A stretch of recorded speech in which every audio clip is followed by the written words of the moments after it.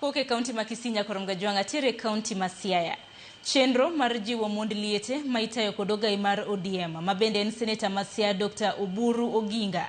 Ochakore ayanga kod pogo omenda ne mond liete e gwenge ma Siaya. Ka chenro no geto grube 96 mebiro mi pesa mar tego chenro magi kod kony e chenro ma yudo ratiro. Koloso e seche mani pogo omenda go e ward ma West Sakwa e kar chung od bura ma Bondo. Coordinator mar chenro no ma bende en jatatije mar Siaya Community Digital Hub Tabitha Ogutu wacho ni gibiro pogo pesa e wards duto 30 ma Siaya kama omenda maromo siling $5.9 ibiro pogi.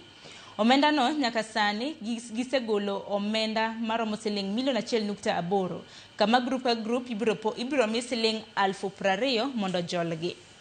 Mag grube mag mine ma nosewito wuon peregi kata oluongi ni monde ruodhi ma Siaya.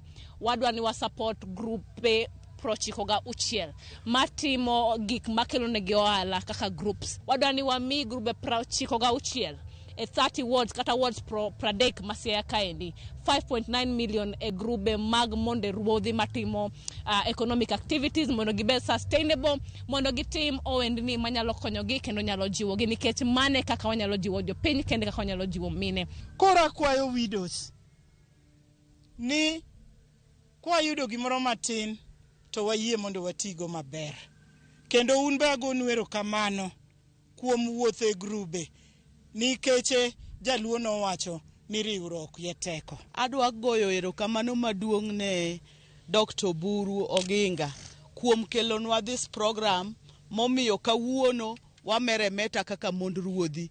Kendo adwa go erokamano maduong' ahinya ne nyako matin miluongo ni Tabitha Ogutu mwapako ni Nyakech. Nyakech otimonwa gima lich odiochieng' ma kawuono, omiyo kawuono mond luodhi oyudo 20,000 group ka group kendo wadhi timo go table banking madhi loso ngimawa.